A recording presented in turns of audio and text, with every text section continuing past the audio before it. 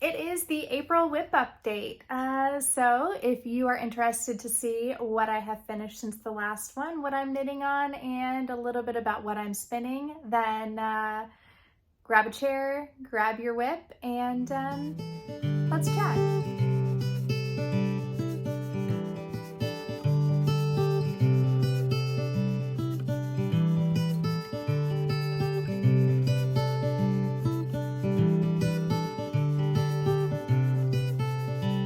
Welcome back to the Knitweekend podcast. I'm Haley. I am a knitter in Nashville, Tennessee, and this is my April WIP update. So today going to be very traditional knitting podcast format, finished objects, WIPs, and as always, some shout outs and recommendations to start. So let me just first, before we get into all of that, start with a little bit of a confession. March, early April, completely got away from me in terms of this podcast, responding to comments, and all of that stuff, which I normally try to be really on top of because I so appreciate you all taking the time to watch and comment, and I just love to hear what you have to say. But we had a lot of family birthdays, we had family in town, and yeah, it just got out from under me and I haven't quite been able to dig myself out. So I am just going to ask for a little grace on those things. Please know that I did read all of your comments. And actually, some of them I found very helpful since the last time we chatted, and I'll share more about that as we go. But I also wanted to give a very special thank you to a few ladies who kind of stepped up to a challenge that I issued over on Instagram and sent me voice memos for the last kind of special episode that I did on knitting ruts. And so thank you to Allie and Becky and Emily, who were all such great sports. That was so fun. So I'm just going to throw this out there to everybody. My email is down in the comments below. If you have something on your mind that is knitting related and you want to chat about it, you can feel free to send me a voice memo in my email and maybe include just a little photo in case I want to use it on the podcast about what's on your mind, because that was so fun receiving those voice memos and then adding them to the episode.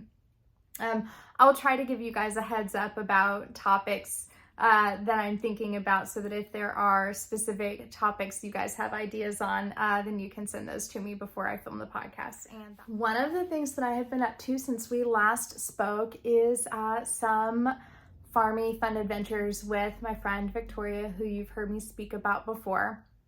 Her Instagram is 512 knits. And if you haven't checked her out, highly encourage you to. She is, just a gorgeous photographer. She's a fearless knitter, and recently she has gotten into processing her own fiber and spinning. And so that led us to a farm about an hour and a half south of Nashville called Leatherwood Creek Farm, where Julie is the shepherdess, and Julie raises Shetland and Tunis sheep. So the video that you have seen at the beginning and possibly at the end of the video, that is going to be video that we took there at Leatherwood Creek Farm. And it was lambing season. Oh my gosh, the most adorable thing ever to see all those little lambs around. The Tunis had already had their lambs. The Shetland were still pretty preggers, and seeing those ewes with their big bellies, oh my goodness. They were just about ready to pop. And there were a few bottle-fed Tunis lambs running around due to multiple births that they had, and the mom decided only to take on one baby.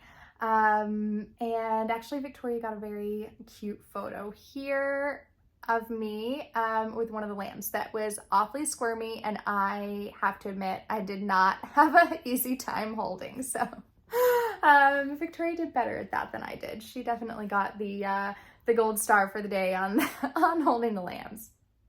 But she picked up a few fleeces to process, and I picked up some yarn, which I am excited to cast on probably late summer, early fall. Yeah, and it's just so great to support a local producer who is doing something they are completely passionate about and being able to support them in that endeavor. So If you aren't familiar with local producers in your area, definitely look up your fiber shed. You know, we have a newly formed Greater Cumberland fiber shed here in the Middle Tennessee, Kentucky area that is still getting its feet under them, but I think we're going to see great things from them, and they are currently building their directory. So that's another great resource to check out. I'm sure you probably have a fiber shed in your area as well. Actually, that's a pretty nice segue. Let's talk about what I am wearing.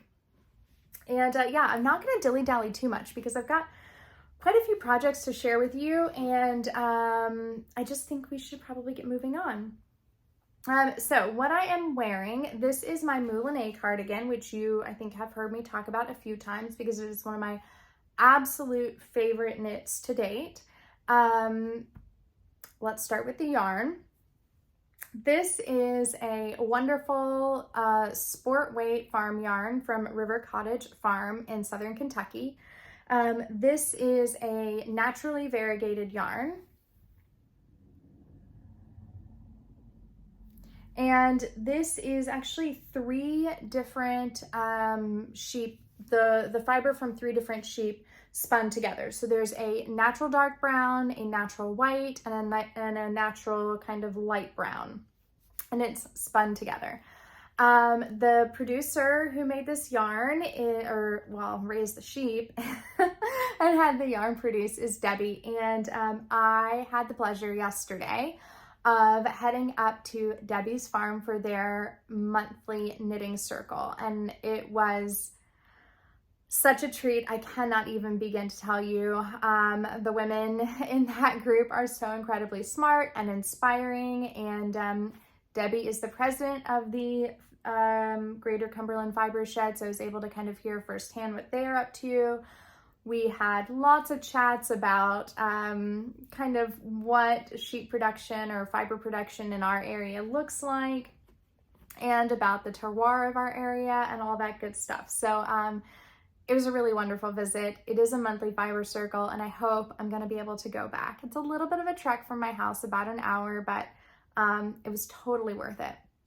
And this yarn was a yarn that Debbie really treasured. In fact, she knitted her husband and son a sweater out of this yarn.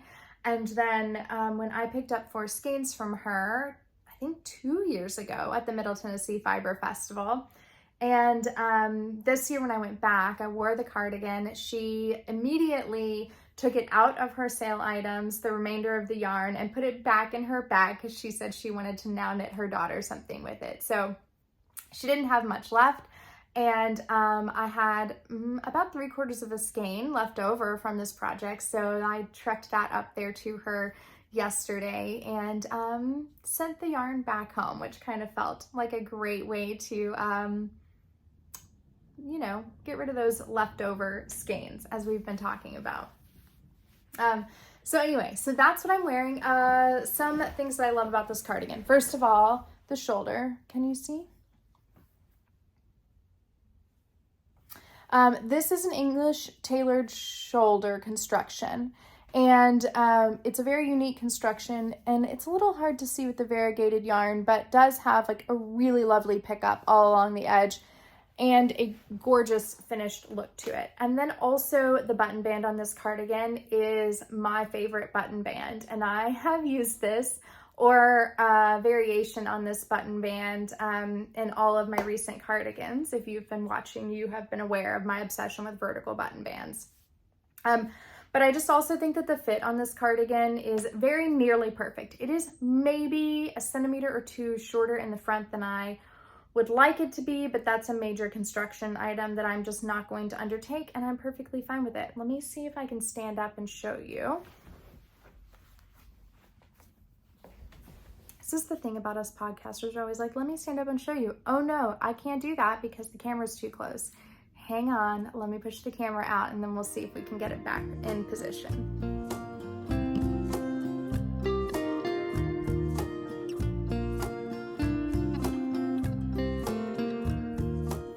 Okay, I don't know if we're back where we started, but we're pretty close, so we're just going to go with that. Anyway, this is definitely one of my most worn cardigans that I have knit, and something that I am really quite proud of. And also I decided to wear this today because Tara tagged me over on Instagram that she had just finished her Mouline cardigan, and hers is just the most adorable little cropped short look, and it has like a very vintage 1950s feel to it. So I loved that and thought, you know what? The two of these things colliding, the yarn and Tara tagging me, this is what we're wearing for the podcast today. Well, I guess with that, we can move on to finished objects. And I have 3 finished objects for you today, one of which you are going to be glad that I am done, so I don't have to talk about it anymore, and you don't have to hear about it anymore. And one of which you haven't seen at all. So let's start with the one that you haven't seen at all, because it is also one of my most worn finished objects for sure. This is the Nova scarf. This is by Not Perfect Knit. And it is kind of, you know, I'm gonna say Sophie's scarf-esque, right? Because you've got garter stitch, you've got a little bit of an I-cord, but this has a fun detail. It's a little wrinkly because I've been wearing it all the time, including yesterday, and I should have steamed it before showing it to you, but I didn't. So it's got a little fun detail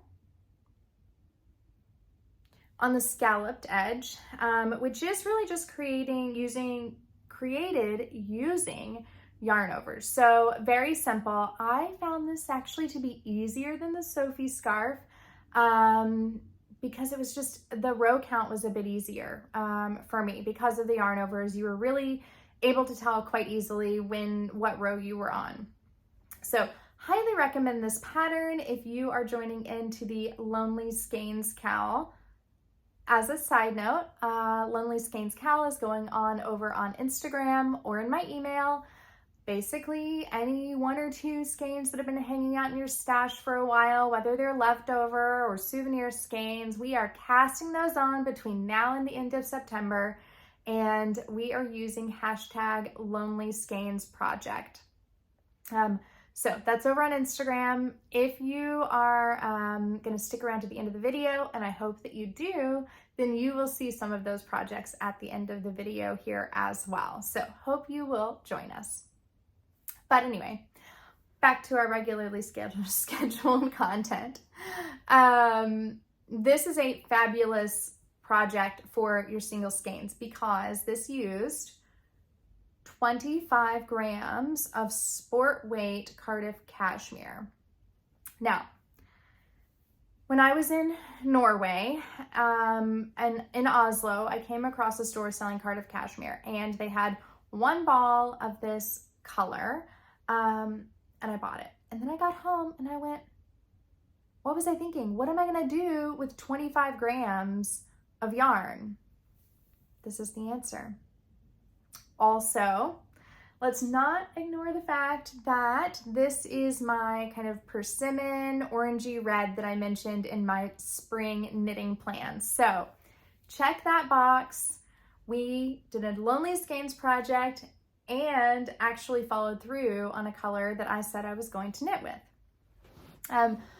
I think recently it was Mia who messaged me and was teasing me about my love of tiny scarves. It's true, I love them, and I want to convince you to love them too. So let me show you a couple ways that I have been styling this. And I've worn this a lot at work. My office is very cold. It's not necessarily appropriate to sit with a winter scarf on, but this layers fantastically under a blazer or just over the edge of over the collar of another sweater. And so you can kind of wear it a little loose, very casual. If you're feeling a little chilly, you can kind of take it up a little notch. I don't know how to do a square knot, but I think I'm gonna learn how to. And then on those extra chilly days, I actually can wrap this twice around my neck. And it tucks in nicely to a jacket or even under a collared shirt. I've worn it a few times under a collared shirt like this. So again, getting a little wrinkly just based on the fact that I'm getting so much wear out of it. But highly recommend this pattern, highly recommend this yarn actually, if you really just want something extra special and luxurious, and just 25 grams. So yeah, that is again the Nova scarf. All right, where shall we go next? Let's go with the Traveler's Cardigan. I had shown you all this one in my last episode. I was pretty far along. I think maybe I just had the collar to go, or maybe even just binding off. Now I will tell you, it does not have buttons still. And that's because honestly, I've just been enjoying wearing it open for the spring, late winter, early spring. And so I haven't really felt the need to put them on. Also don't really know what type of buttons I'm gonna use. So we're just going buttonless for now. This is the Traveler's Cardigan by Ozetta, not to be confused with any of the current patterns coming out from Andrea Mowry. This was released a couple of years ago. It was originally knit in Mancholopi. I chose Plotulopi instead. I have not had the best experience with how Mancholopi has worn. And I wanted something that would just wear a bit better and be have a bit more kind of body and structure to it. So I've used Plotulopi held double. Also, I had the Plotulopi in stash, so that was excellent, which is why you notice that I have this other color here, because I was a little nervous about running out of the dark gray. So I kind of snuck in a little yarn saving moment here. I knit this pretty well to pattern with a couple exceptions. One, my gauge was off by 1 stitch and a couple rows. So I did have to do some gauge math on that. The one good thing about most Ozetta patterns is if your row gauge is off, she's also offering you the length. And because you don't have any type of like pattern or charted design to follow, then you can pretty easily make adjustments. Also on this, traditionally the button band on her pattern is knit at the same time as the body. I did not do that. That's not my favorite technique to do. I find it very fiddly and I really don't mind picking up a button band. So instead, I just knit the body, adding 1 extra stitch on each side because I knew I would kind of eat that up by picking up the button band. And then once I finished the body, I went in from the bottom and picked up the button band using the vertical button band technique here with just a slight modification. And yeah, I think it turned out pretty well. The other reason that I prefer this is that I always struggle to place button buttonholes because I never really know exactly what length I'm going to knit to, and this gives me a little bit more flexibility to place those buttonholes afterwards and get them perfect. Inevitably, if I try to knit them concurrent with the sweater, I end up having to drop down that row and move the buttonholes, and that's just not a fun thing to do. The other thing that I will plug about the Plotulopi is that I was able to cheat with my sewn bind off. So I did use a tubular bind off. And most people would kind of cringe in doing that with unspun yarn. Not my friend Mia. Go check out her podcast. She has a great tutorial about doing sewn bind off with unspun yarn. And I have done it. I did it on my Miles shirt jacket. It can be done. It's really not very hard. You just have to have a delicate touch. But with Plotulopi, because Iztex sells a lot of the same colors in both Plotulopi and Letlopi, pro tip, you can buy the Letlopi in the corresponding colorway and use that for your bind off instead, which is what I have done here. So I've knit everything exactly, I've knit everything in the Plotulopi. I did my setup rows for the bind off in the Plotulopi, and then the actual sewing, I just kind of grafted or spliced some Letlopi onto the end of the Plotulopi and used that to do the bind off, and it has worked perfectly.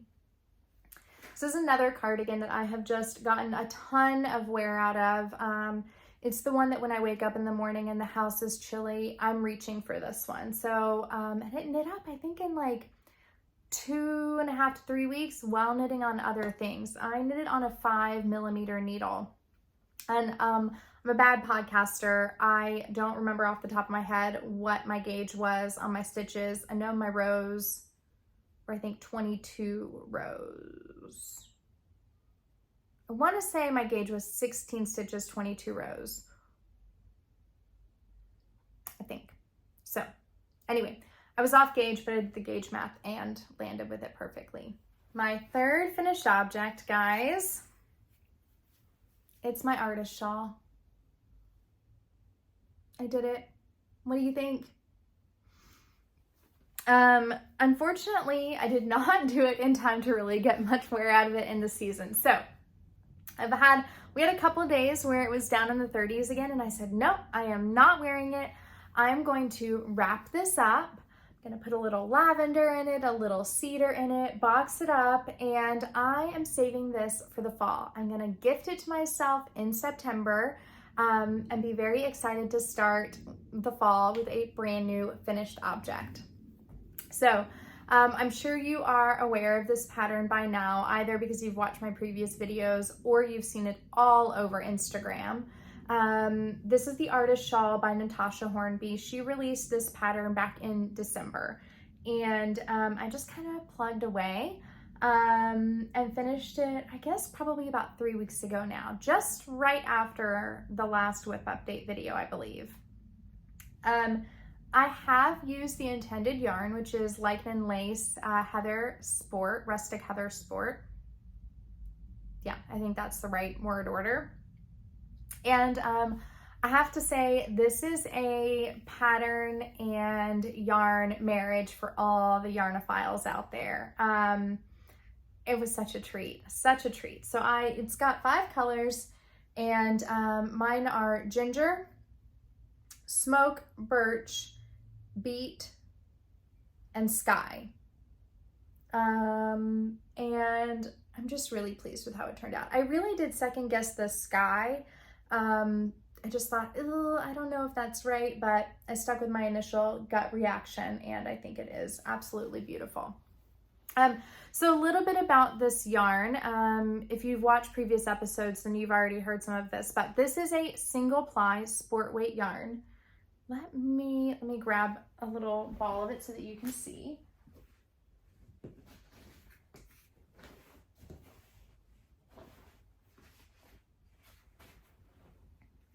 This is a single ply mill spun sport weight yarn. So does have quite a bit of texture to it. And you are going to get some curly cues. I don't know if you can see that. One of the comments that I've heard a lot of people say about this yarn is that when you're knitting with it, it does tend to ply back on itself sometimes. Not all of the colors did that for me, but this one in particular definitely plied back on itself. So I would just be aware of that. I feel like in a texture pattern like this, it's no issue. But if you were going to knit just a straight stockinette sweater, you might get some biasing. So I maybe would reserve this for something where you're not really concerned about, biasing or an exact gauge or something like that, because there are definitely some thick and thin portions to this yarn. Let's see, I don't know if you can see here anywhere. Yeah, right here I've got like an area that has a lot of the thick and thin happening. But why I love this yarn for this project actually has to do with the back. This is a mosaic, and you do have some really long floats. And this being a shawl, it makes total sense to use this type of rustic yarn for the back of these floats, because they're gonna really felt together and they're not really gonna snag.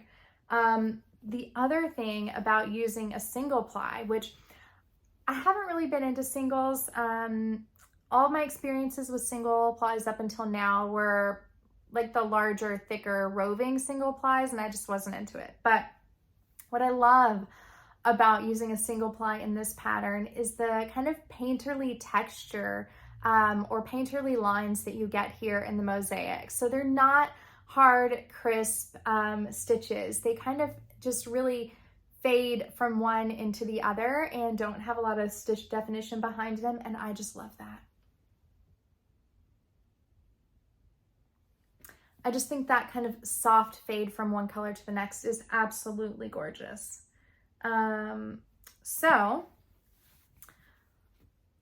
Oh, one other tip that I got from this, and this is one of the comments on the last video that helped me tremendously. Kim, if you are out there and you are watching this, thank you.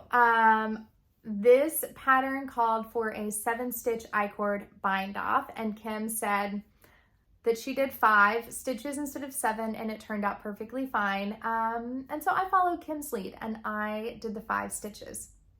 You do work this I-cord bind off with double pointed needles, so just be aware that if you don't have those, you're really gonna want to get a couple in your bind off size in order to kind of execute this most easily. And really the pattern was very, very straightforward. The only part that kind of boggled my brain was the I-cord bind off, and it was just because I was not quite understanding what needle I was starting with. And then it clicked in my head and I felt like an idiot, and I was able to kind of carry on very easily. The other thing about the pattern to be aware of is that you do have some actual stranded color work here that is knitted flat. So this project definitely increased my confidence in purling in the continental method, which I am super grateful for. It kind of pushed me into that.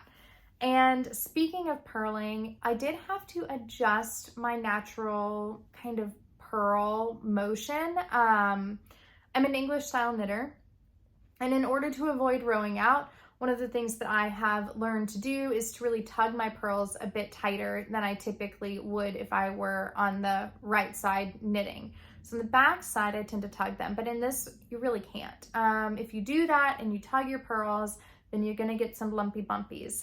So I really had to like be cautious and take it slow and make sure that I was giving lots of space for the floats on the back side, which I think I was pretty successful at. The shawl lays quite flat, and I don't really see any lumpy bumpies. I just cannot wait to wear this for the fall. So I'm gonna package this up and have it be a nice gift for myself later on this year. Maybe it will make its debut when we go up to the lake cabin in September, so we'll see.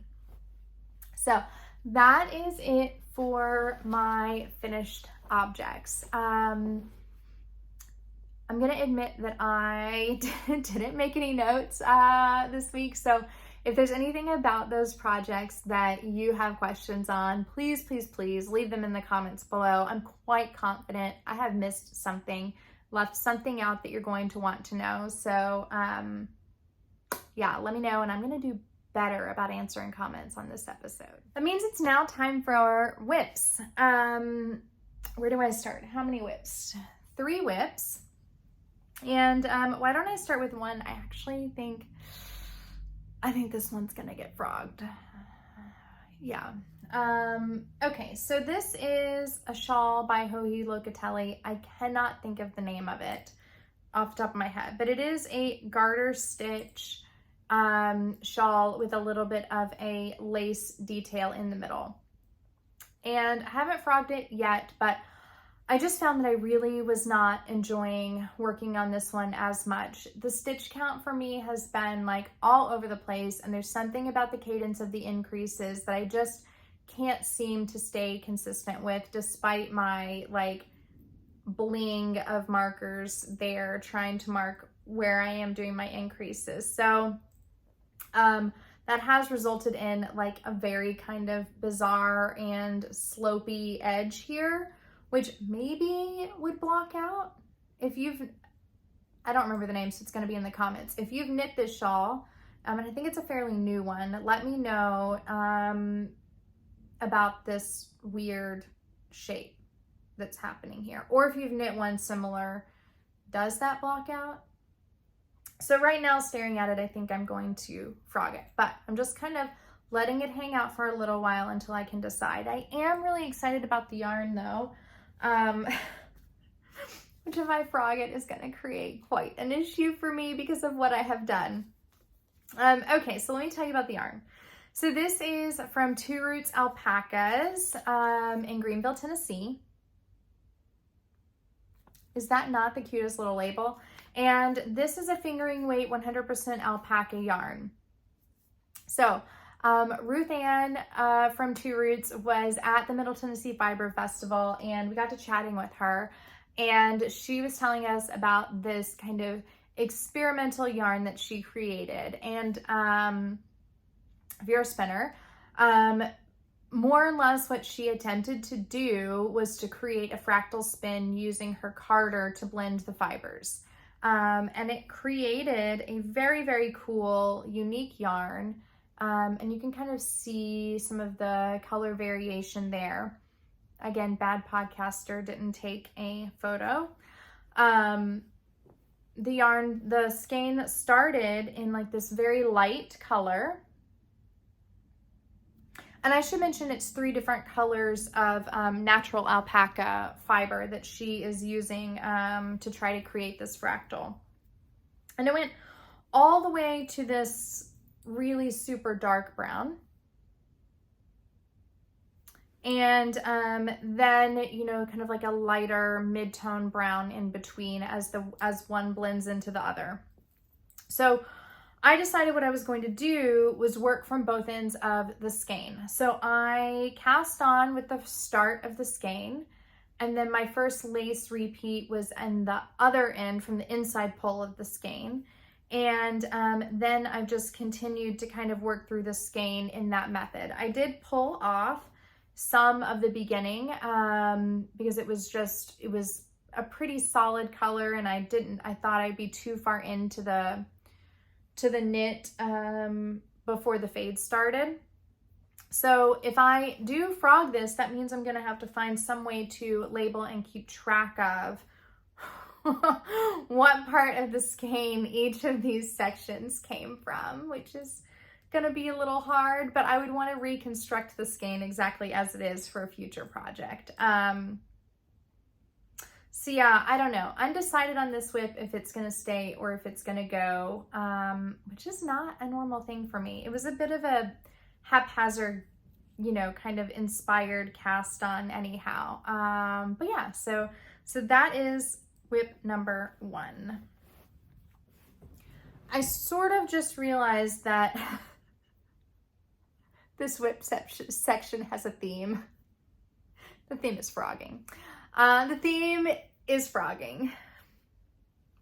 WIP number 2 is vest number 2 spring edition. So I talked about this in my spring knitting plans video, that I wanted to do a V-neck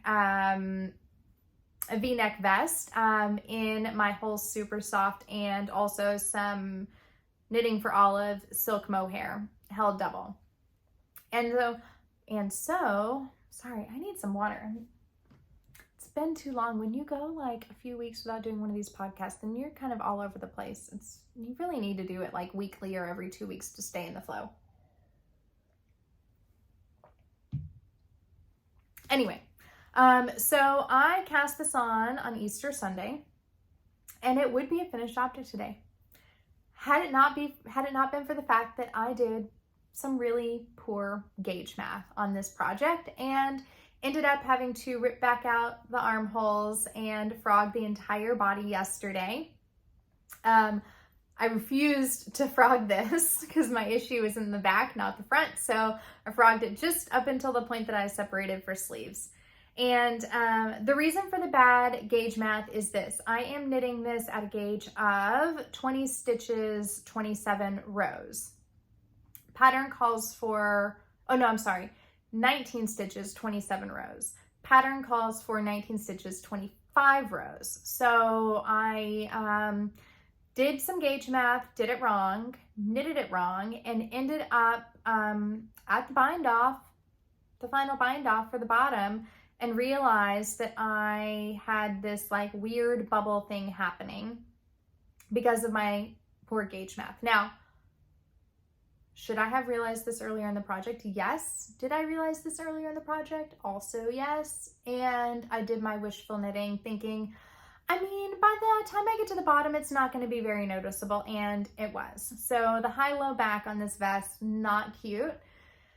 And I thought about doing some short rows in the front to even it out, but then I thought, no, if that doesn't work, it's going to drive me nuts and I'm not going to wear it. So just frog it, do it right. I'm only losing a week's worth of work on it. No big deal.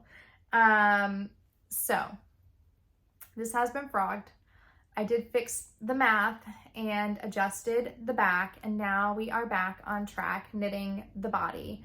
I will probably finish out this little ball of the reclaimed yarn and then go in and do my armholes again. So I decided to choose this one, ironically, because I was looking at either the Stockholm V-neck slipover or vest number 2.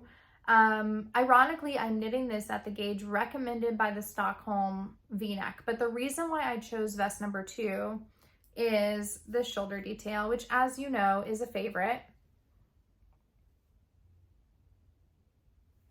It is the same start as this, as the Mouline cardigan, and I just thought that that detail was really special. Also, I'm kind of excited to see, this was one of the first garments I knit when I started knitting, and I am excited to kind of see the difference in how far I've come when I have my finished object.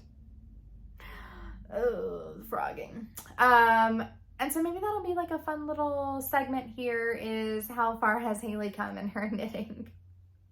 So I think I should probably have another week's worth of work on this, and then it will be time to block. It's one of those projects where right now, every day when I wake up and I get dressed for work, I think, wish I had a V-neck vest, wish I had a V-neck vest. So I'm going to be really excited to have this. And then I think that will actually be the end of my spring knitting, and I'm just left with kind of like a little spring capsule wardrobe.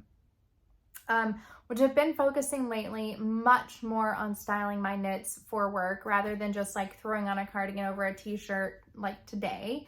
I am really focused more on the styling. So if you all would be interested in like a little fun short video about my spring capsule knitwear wardrobe, then let me know down in the comments, because that could be something fun to pull together once I have this finished.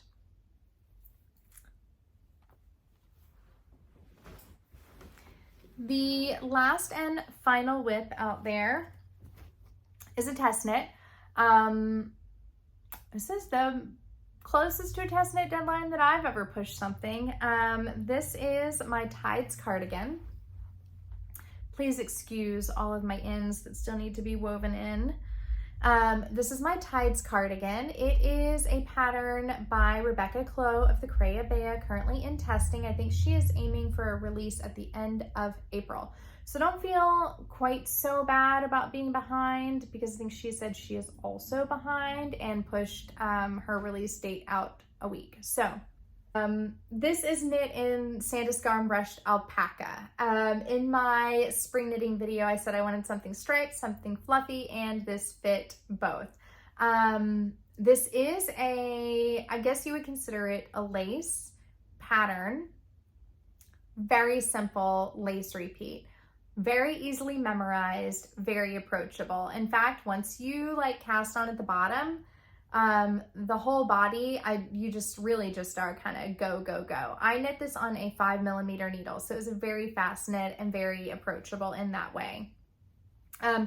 One of the things that I would definitely recommend for you to do in setting up this pattern, when you cast on the body, your lace repeat is 12 stitches. Put a place marker in between each of your 12 stitch repeats. And I think actually Rebecca is going to write that into the pattern, because then you're going to be able to kind of see that repeat forming, and it's going to make your life a lot easier when you go into the decrease sections and the bind off for your front and back. So Knitting bottom up historically has not been one of my favorite things to do, but I'm finally, after what, 3-4 years of knitting, finding those magic numbers of how long I like my body, how deep my armhole needs to be, and that has made knitting bottom up so much easier.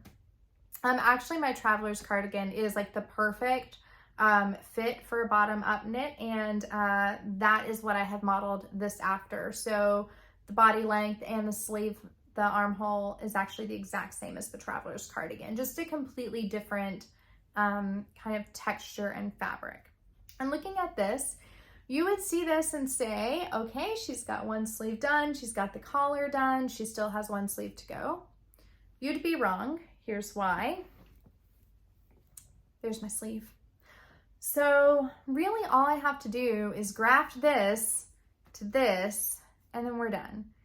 And for my grafting experience with this sleeve, that's gonna take me about an hour's worth of work. Now, you're probably wondering why I'm grafting sleeves, because that's obviously not what the pattern suggests that you do. Part of the thing about test knitting, if you have test knitted, you know, is that there can be some kind of fit challenges or something like that that the designer needs to go back and reevaluate. And that is an important part of the testing process, because no two bodies are the same. So this sweater is not going to fit me the same way that it's going to fit Rebecca, the same way that it's going to fit any of the other testers. And one of the issues that I had with this sweater was that I had some flaring happening in the back, because the shoulder was sitting too far forward for me.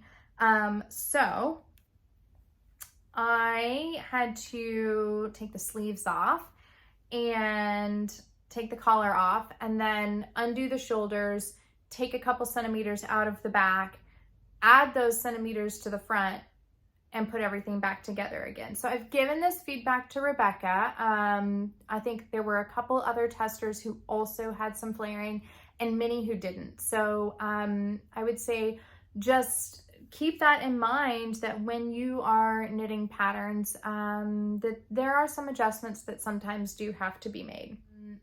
I just need to reblock after I graft on the second sleeve. I'm hopeful, because I don't think I quite got this sleeve back on exactly the way it was. It's like askew by maybe a row, and I think that won't be noticeable once I reblock it. It's just right now where it was blocked previously, it's got this like flat edge and it's just kind of sitting funny. But I think once I get it blocked, again, we'll be all good. And honestly, it really did not take that much time, just a Sunday's afternoon's worth of work to get the shoulder situation figured out. But it was some experimenting, and I'm gonna put all of that in my tester notes on Ravelry. For my shoulder, I did choose a 3-needle bind off because I did just want it to have a little bit of structure. I know a lot of the testers have grafted, and I think some have maybe done a mattress stitch, bound off entirely and done a mattress stitch, but I did go with the 3-needle bind off.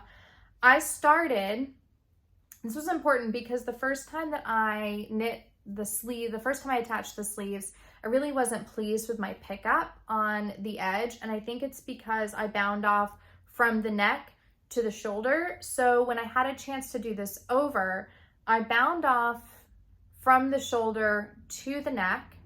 And then when I went in and picked up stitches, I made sure not to pick up in that middle stitch. Instead, I picked up on either side of that stitch. Because of the kind of wave, the wave effect of the cardigan, if you pick up in that middle stitch, and what I found, I wanted like a more solid bind off line, then you don't have kind of some of the weird pulling of the shoulder. So anyway, so that's just a small thing there. The other thing that I noticed about knitting with this yarn, unlike wool, is that it really doesn't have a lot of elasticity. I would say that I have not chosen the best needle size for my cast on, okay? So I knit in 5mm needle, And the pattern suggests to go down a 0.5 millimeter from the needle on your body to do your ribbing. I should have gone down a full millimeter. So I cast on with 4.5. It's a little loosey-goosey. I'm going to add some elastic as a finishing item to be able to make that rib a bit more solid. That's a personal preference thing. For my cuffs and my collar, I did go down to 4 millimeter, and also to add a little bit of extra elasticity when I was doing my setup rows, my slip stitch setup rows for my bind off, I actually went down to 3.75 millimeter needles for the setup rows. So that really gives a lot more elasticity and structure for this yarn that really lacks it otherwise. And that's just something, you know, that you learn when you work with different yarns, what you like and what you don't, and what that yarn, what that particular yarn needs. So anyway, if you have any questions about this pattern, I don't know that you will get it again in a future WIP update, because it's like almost in finished object status, and you're going to get Ravelry project notes about it. But if you have questions about it, or you're just interested for me to do a kind of notes from a tester video about the cardigan, then leave me a comment and let me know. That could be something interesting to do, because, you know, I don't do a whole lot of test knitting. As previously discussed, there are many reasons that go into that, but I was excited for Rebecca to accept me into that. So anyway, just one sleeve graft, which is about an hour's worth of work to go. And then it will also be a finished object after reblocked and all of the ends woven in. All right, so the knitted finished objects are done and the knitted WIPs are done. I'm gonna head next to a little bit about my spinning, which hasn't really had much action since we saw each other last. So, if you are not really here for any spinning content, I get it, but could learn something, could be something fun, or could kind of pique your interest. But otherwise, yeah, I guess I'll see you next time if you're just here for the knitting. If you are here for the spinning, first of all, let me give a big thank you. I need to look up the names, hang on.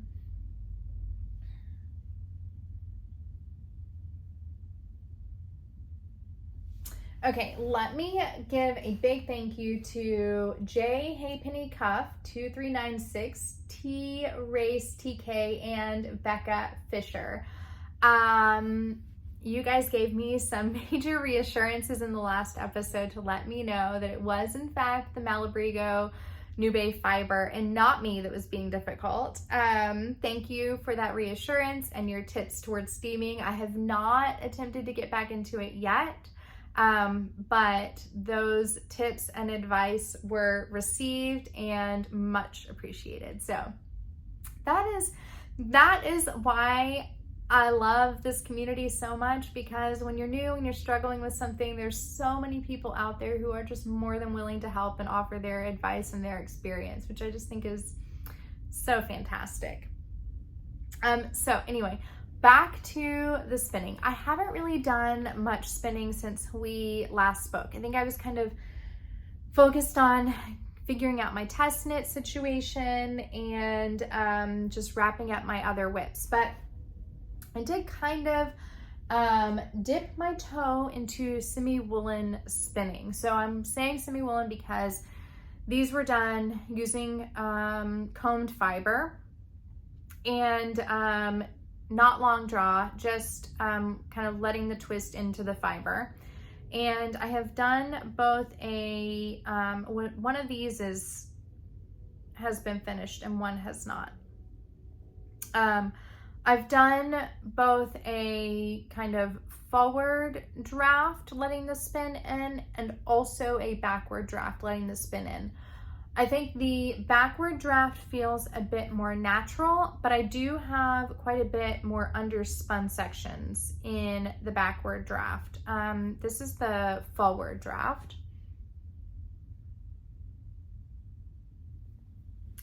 and this is the backward. So I want to get some more practice in with the backward draft so that I can kind of, since that feels more natural, then I think if I can just kind of nail down that consistency and figuring out just how much twist to allow to build before releasing it into the fiber supply, I think that will be probably my preferred method in that. And I'm trying to learn this because I do have some lovely bats that I have acquired also from River Cottage Farm of this gorgeous kind of persimmon blood orange color. And I don't have a lot of it, so I was hoping to do something more along the woolen method so that I could kind of stretch it as far as I possibly can. Also, I've not worked from a bat before, so I'm thinking that just, I mean, I don't know, when you work from a bat, I feel like maybe a woolen or semi-woolen draft is going to be a bit better. Anyway, I don't know. Lots to learn before I tackle this because I definitely want to make something lovely from it. Something that's consistent enough to knit with. It doesn't have to be like a full-on stockinette sweater consistent, maybe something in garter stitch. But anyway, definitely want some consistency.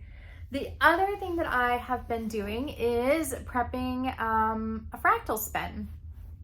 So Madison Montees, who you probably also follow here on YouTube and also on Instagram, sent me this beautiful fiber from Three Waters Farm. This is BFL top, and just such a generous like gift. She said that she wanted me to have the opportunity to try a fractal spin. So I have been prepping that, and this is what it looks like. This is my long section here. And then I have my little shorter sections here that I have gone ahead and braided together so that I would know what order to pull everything in. So super excited to kind of start working with just some color in my fiber, because up to this point I've really, other than that one failed attempt with the Malampreco, I've really only just worked with some natural undyed fibers. So anyway, hopefully by the next time you see me, I will have made some progress on a more of a semi-woolen drafting style. Any tips or advice that you have there would be helpful. I do have the Craftsy course, and I can't remember who the instructor is of that, but I do have the Craftsy course about drafting. And then any tips for fractal spinning would also be much appreciated. So anyway, I suppose that brings us to the end of the episode. I know it's a bit scattered. Oh, Georgie just showed up. Did you decide to come today? Where are you? What are you doing?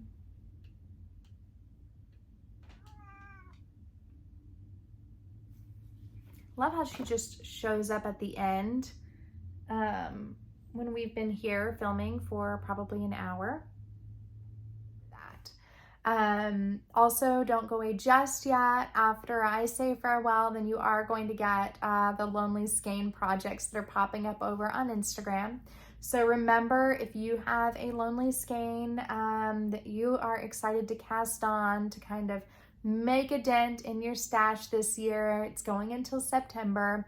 You can email your entry or post it on Instagram using hashtag Lonely Skeins Project. And I guess that's all I have for you. Let me know what you're working on, what you're excited about, particularly any podcasts that you're enjoying. I'm kind of have gone through most of the ones that I regularly watch, so I can use some recommendations there from you as well. And we'll chat again soon. Thanks so much for hanging out.